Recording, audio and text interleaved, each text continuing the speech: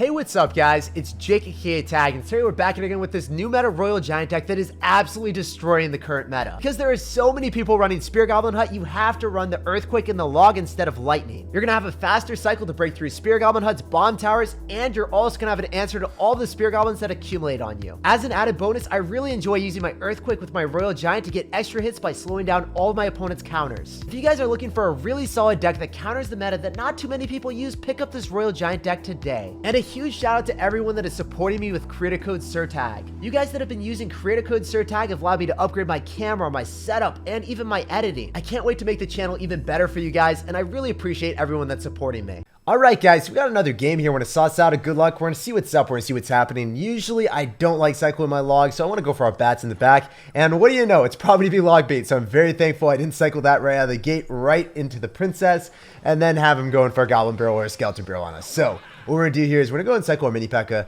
Make sure that goes in the lane of the princess. And this guy's going to have rascals. So when I see rascals, it's probably not going to be the skeleton barrel variation. Usually it's just going to be a standard log bait goblin barrel. And the princess died to the mini P.E.K.K.A. I can't believe he decided not to spend any elixir to keep that thing alive. That was really interesting to me.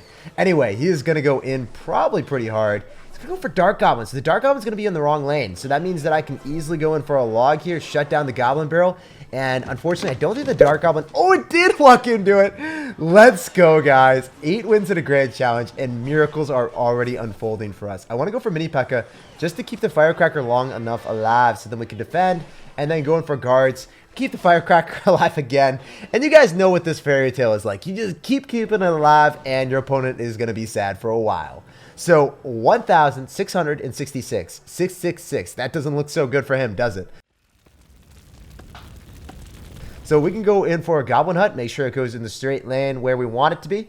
And I don't really want to go for Earthquakes unless he goes in for Inferno Tower, but looking at his deck, he's going to have the Prince and the Rascal. So usually it's not going to be Inferno Tower when you look at that variation. I'm going to go for Bats because I didn't have Log and Cycle, unfortunately. And I think that the Firecracker is going to be able to kill the Princess in one hit, and then it goes in the right-hand side. So we're chilling. We're hard chilling right now, my dudes. So Firecracker is not going to be able to kill the Dark Goblin, but it, it didn't activate King Tower either. All right. So at least it did betray us there. So Dark Goblin's going to fall. We know that the Spear Goblins are going to augment our push with the mini P.E.K.K.A. And it looks like his log is just going to get destroyed, man. Like there's not much you can do here. Like his log just barely even clipped anything of value. It was able to stop the mini P.E.K.K.A., but in all honesty, you want to get more value than that. You want to hit our guards. You want to make sure that you can break through with your Prince, but that's not going to happen. You want to hit the Spear Goblin Hut with your log because you want to be able to stop all value from us. You're never going to do that because I'm not a fool, my dude. I'm not a fool. We can go in for a Firecracker and make sure that we finish off the Princess, and then we build up a massive push. This is the great push that we talk about, guys. This is what you hear about in the fairy tales. We're going to go in for a Earthquake so we can shatter the Goblin Gang and also the Dark Goblin with the Rascals.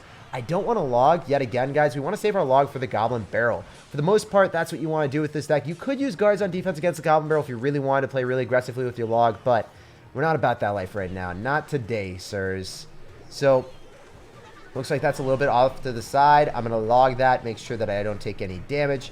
We can go for Bats later on. I'm going to kind of go in for the mini P.E.K.K.A. with our Royal Giant and get ready to roll with I think Earthquake most likely, right? If we Earthquake and damage down the Rascal Girls, get a couple extra hits with Royal Giant, we could just win the game. So, yeah, all I have to do is go in for one more EQ, and then we win, dudes. So that's what we're going to do. We're going to go in for our Firecracker. We're going to go and cycle our log here. I just wanted to eat a little bit of damage to make sure that we could finish off everything and not lose the game. So I didn't want to miss the Goblin Barrel and lose somehow.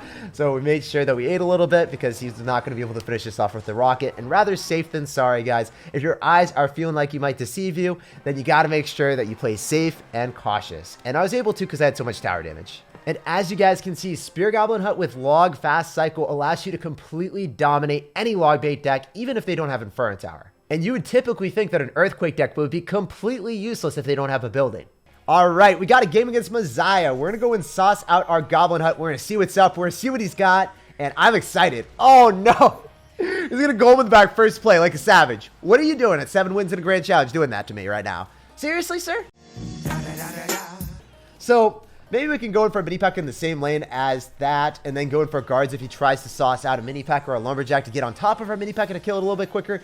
Yeah, this golem deck with Ice Wizard is super popular. It's a really good deck. It's a strong defense. Yeah, we want to make sure that the mini P.E.K.K.A goes on top of our guards. As I said before, I expected for him to go in for that or a lumberjack, and he went in for the mini P.E.K.K.A instead. So if we're able to kill his mini P.E.K.K.A, then we're able to defend everything. The mini P.E.K.K.A on defense is really good, and it's even better on offense behind Golemites, guys. Let me tell you, it is not fun to play against that card. So I can go for an RG, and I can go for bats when he's at a limited amount of elixir. So then he's forced to either go in for Baby Dragon, or he's able to go in for like a ground card that just gets obliterated by the bats. So yeah, he's going to go in for the Baby Dragon now. The bats are locked onto the Dankest of Princes, and that will allow us to defend against it quite easily, I believe. I think I have to go in for a mini P.E.K.K.A here just because I don't want to eat the Baby Dragon damage, and it's better off just to stop the Dark Prince in its tracks too. So we're going to do that. We're going to sack the mini P.E.K.K.A for the greater good. We will take 2 Baby Dragon Belches, but it's not too bad, guys. We don't have mini P.E.K.K.A in cycle. We caught him out of position last time when he went in for a golem in the back, and he tried to play so aggressive with a golem mini P.E.K.K.A, and then he went right into the face of adversity of the guards. If you guys didn't know, mini P.E.K.K.A is broken, but guards are better. They're the one card that saves your butt. So if you're sick and tired of mini P.E.K.K.As on offense, no matter what the deck, whether it's Golem, whether it's Elixir Golem, Royal Hogs with Heal Spirit, plus mini P.E.K.K.A, you want to have guards in your deck, and you'll be able to assert dominance in so many situations, especially when we have other cards like the Firecracker. If our opponent has arrows, what are you going to do? You're going to arrow the guards, or you're going to arrow the Firecracker? So it's kind of an issue for him, right? We can just go in for guards up top, up close and personal to that Ice Wizard to stop him from slowing us down. He's going to go for a Bard Barrel. I don't care about that, to be honest. If the mini P.E.K.K.A stays alive, I think we might just toast him here. Roast him and toast him, guys. So the mini P.E.K.K.A is going to get on top of his, and add a sliver of HP. Look at all that value. Look at all that value at a sliver of HP. Our mini P.E.K.K.A just cannibalized his, and that's what we like to see, Chief. So with 36 seconds remaining, I'm not even sure if that golem is going to cross, dude. I mean, it's going to cross the river, but like, is it really going to go anywhere near my tower? If I go for an Earthquake and just like slowly cycle you out here, I can cycle logs and earthquakes and win the game. I don't have to do much. I can cycle another Goblin Hut to go and pull you up further, my dude. So he has to follow the Yellow Brick Road, man. He has to go on this journey of Goblin Huts that he doesn't want to go on. I mean, who wants to follow the Yellow Brick Road of Goblin Huts, guys? It sounds like a horrible adventure just gone wrong. GG, well played, and peace out, Girl Scout. Pleasure playing against you and asserting dominance against the Mazai. As you guys can see, if you guys play against a beatdown deck, when you have Spear Goblin Hut and mini P.E.K.K.A, you are going to be a very lucky fellow, and you're just going to win easily. So we got a game here. We're going to go and sauce out our Goblin Hut to open up the game, and this guy's going to go Ice Golem, and then the Ice Golem isn't able to tank for the initial Spear Goblin. Steven is going to get some Pound Town on the tower. Let's go, baby. That's a lot of damage. So we can maybe just go in for a Firecracker in the same lane as the Ice Golem. And I'm expecting us to potentially go for a Royal Giant on the left. Reason why is I want to bait out Elixir from this dude. I want him to drop cards on the right and the left at the same time. So what I can do here, guys, watch these guards. Watch how they're massively able to maneuver and stop the Musketeer and the mini P.E.K.K.A at the exact same time. Deploy secret weapon. Damage. No damage taken here, guys. If you didn't know, now you know. If you're able to go for a Royal Giant, get damage, and then just go in for guards that aren't going to give you counter push anyway and deny everything, it's generally worth it, right? So I can go for mini P.E.K.K.A, obliterate those Royal Hogs. One hit is all it takes after you get that initial burst of chip damage with the log. So you log it, you stop all extra value that they get. So obviously you're going to spend 1 extra elixir with the log and the mini P.E.K.K.A than they do with the Royal Hogs, but you get counter push with the mini P.E.K.K.A and then you bait out 2 elixir with the Ice Golem. So overall it's generally worth it. And if I was really frisky, I would have Earthquake there, but I thought he would drop something. So he did, and I was fortunate enough to not go in for an Earthquake when he logs me anyway. So good stuff for us. So we can go for a Firecracker in the same lane as the Musketeer here, and he's going to Earthquake again, completely fine and cool for me. Let's go in for a Royal Giant Bats. I expect him to probably go in for a mini P.E.K.K.A, so what I want to do is I want to Earthquake. I don't want to if you're going to Ice Golem. Definitely don't want to Earthquake if you're going to Ice Golem. So we should be able to shut everything down and then go in for our guards here. Oh, wow. What are you going to do? Because you don't have log anymore, right? You have to go for Heal Spirit. You have to cycle a whole bunch of crap right now, and you're not able to activate King Tower. If that Firecracker was unsupported, he would have activated King Tower. But now the Firecracker is getting so much more damage than he did on the right, and now he wasn't able to activate King Tower. So we got ourselves out of a bad situation, and we kept the game relatively even. So that's what you want to have happen in an ideal world. So Go for another Royal Giant here if I want to. He's going to Earthquake, so we're just going to go and do that. We'll go for Bats right on top of the Musketeer, and we'll Earthquake now, so then the Mini P.E.K.K.A gets less damage onto the Royal Giant as quickly, so then the Royal Giant accumulates more value. And look at that, guys. The Mini P.E.K.K.A is going right into the face of adversity, right into oblivion. I should not be laughing at this guy when I have Spear Goblin Hut denying all damage, but I sometimes have to be toxic, guys. I'm sorry. Why you bullying me? We're going to go for Royal Giant in the middle because we know he's going to have to get a lot of damage right now. He needs to go in for a log and also going in for the Earthquake. And if we make him spend all of his elixir, he's not going to be able to even win this. Like, he has to go for a log Earthquake here. So there's the Earthquake. He's not going to get any value with the log. There it is. He's not able to hit the guard. So then the Mini P.E.K.K.A dies. And what did he just spend? He spent 5 elixir. So what do we do to that? We assert dominance when that happens. We go for a Royal Giant in the pocket. Whenever you're in a 1-1 scenario, actually, I lied. I'm just going to go opposite lane because the Hunter was there. Not up in here! You want to go for Royal Giants in the pocket generally, so then you can immediately get on top of the tower. But in this situation, it doesn't make sense to. I can just Royal Giant here. I'm not going to log because that would just be an overzealous overextension that we're not about. We can go in for one more Royal Giant in the pocket, walk away with a win, and then the game is ours. He needs to get a Mini P.E.K.K.A on top of us, so we're just going to play hesitant until that happens, until he spams us. I don't even need to do anything here. I can just Royal Giant because we know that the Mini P.E.K.K.A is going to not let him go in for 2,000 damage with Royal Hogs. So we walk away with the W against the sharpest turtle. GG, well played, and peace out, man. I didn't even notice the name. I love it, though. He was a really good player, but as you guys can see, when you're in a 1-1 situation and you have Royal Giant, it's almost impossible to lose. So we're going to go for a Goblin Hut, and we're going to see what's up. We're going to see what this man's got. Gotta make sure that we assert the dominance with the most toxic decks in the meta. And if you're not running Goblin Hut, are you really playing Clash Royale right now in 2020? So I'm going to go in for a Royal Giant in the opposite lane because it looks like he's going to have a bait deck, and I don't want to go right into that. I'd rather apply aggression with our bats, and maybe they go towards the tower. Yeah, so usually when they've got a bomb tower control deck, what they're going to have is they're going to have log as their small spell. So if the bats just go sneakily towards their tower on the left-hand side and bypass the bomb tower, they're forced to poison or maybe go in for a really awkward Musketeer that gets crippled by the bats, and then you get such a nice interaction. So unfortunately for us, we didn't get a Musketeer, but we got a poison, and that was pretty good too. So, you know, we'll take it for sure. And now since he doesn't have poison in cycle, we have a free Goblin Hut that we can just drop whenever we want.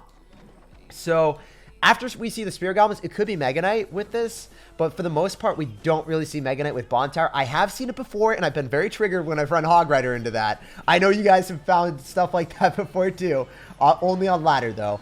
But seriously, this guy could have a Mega Knight. He could also just have a regular Fast Cycle Miner Poison deck, and that's what I'm going to guess. That's what I'm going to guess though. So we can go in for a Royal Giant here, and we can go in for our bats because he just used this poison. So remember, last time when he had poison, that's what he dropped onto the bats. So what is he going to do this time? He's going to go in for Spear Goblins and bats. We'll go for a log on the Spear Goblins so then we can clean them up, hit the tower, and then also force out more elixir from this dude. So I want to go in for guards here. Unfortunately, we're going to take a lot of damage, guys. This is not the play that we love doing, but it is the play that was a necessity. Wow, that's a lot. So I'm looking at this right now. I could have also dropped them higher up, but I don't know. I don't really know what the most effective placement there was to deny all damage. I could have also dropped it right on top of the miner, so then we kill the miner faster, so then the tower retargets onto the bats, but then the bats get directly on the tower. So I don't know. Let me know what you guys think. What was the best placement there? I'm always open to suggestions. I'm going to go for an Earthquake here, and we can go maybe for a Firecracker, but we clip all the Spear Goblins. That's great. So if we get into a 1-1 situation, we will win this matchup. We're heavily favored in that situation. So he's going to go in for a miner and a poison. He probably drops it in front, but he dropped it in the back, so we're able to catch it. Wow, I don't understand why you would ever drop it in the back because it wasn't inside the poison. I guess he tried to be more unpredictable. He's like, oh, everyone thinks that I'm going to drop it in the front because that's where the poison is in the area of denial, but I'm going to drop it in the back, and maybe we can put a switcheroo on him, but didn't work out for him. So the Royal Giant's going to give us a hit, and I expect him to probably go in for a miner. So what I want to do is I want to save for the Mini P.E.K.K.A. Dude, he's dropping in the back every single time. I was going to drop guards in front if he dropped the Mini. Yeah, that's crazy, man. That's really, really good luck for us. We can just go for a Goblin Hut here. We can Earthquake, and then we can go in for a log, and we win the game. So we Earthquake first because it does more damage over time, whereas the log is a one-hit wonder. It rolls through, and we collect the W. GG, and well played, man. He's a sad panda, but who isn't a sad panda after losing to Spear Goblin Hut? So we just got a game against CJ. We're going to go and sauce out our guards if we need to, but yeah, we're going to have to cycle our guards here. Oh my gosh. Please respond to that. Drop something. Don't just hoard all of your elixir to go in for a massive golem push. Sorry, bro. I mean, we got like 700 damage in the right-hand side, guys. His tower's at 2,500. Now it's at 1,800. So we got a lot of damage, but we have to defend this, and it might be difficult if he spams everything that he has at us. Oh, no. I don't have Firecracker. I don't have Firecracker in cycle. What am I going to do? I think we have to log here and then go in for our Firecracker after and then cycle back to guards, and then all the minions go into that instead. Oh, these are dire straits. He's going to have arrows and minion horde with this golem. What is going on in 2020? What are people running? Golem in the back first play into arrows my Firecracker after that's my only counter to his minion horde. That is the only thing I have in cycle. You know what we can do, guys? Is I can be a little bit frisky. I can go and cycle our mini P.E.K.K.A. and I can cycle my Royal Giant. I'm going to be able to kill his mini P.E.K.K.A. And then what I do is I just log the princess. We tower trade, but we don't actually tower trade. We take out his entire right-hand tower, and he doesn't take out our left. So those are the big brain plays that you want to see. Oh, too good. Too good. Also, if he doesn't have enough elixir to kill the Firecracker immediately, we're going to drop it before he has elixir for arrows. I don't care if the Firecracker dies. I just didn't want to get arrowed. I really did not want to get arrowed, guys. So we did that as quickly as possible. We're like, I'm tired of that card, man. I don't want to get arrowed. I want our Firecracker to make sure that we kill that because we could be screwed then. So it doesn't even matter if the Firecracker goes towards the 3 crown. Just want to prevent him from getting damage on us. I'm going to go for a Goblin Hut in the same lane as the Golem now. And we'll see what we can do. We'll see if we can pull off a miraculous defense when he doesn't have the skill horde in cycle. So when there's no skill horde, I'm thinking maybe, just maybe, we can defend the virginity. So I'm going to go in for our guards first. And then I'm going to go in for a mini P.E.K.K.A. If I can get a mini P.E.K.K.A. right on top of the Golem, we should be able to get some nice value. He's going to go for guards, but it's not able to immediately get on top of us. He can lightning, but then the mini P.E.K.K.A. still stays alive. You need to go in for more than just that to finish it off. Remember, he's got log and arrows, so he's going to go for a minion horde. We want to preemptively go for our Firecracker. We predicted it, baby. Hey, that's pretty good. It doesn't matter if he kills it with arrows. 3 for 3 trade. We get enough value, eliminating the entire minion horde before he gets those arrows down.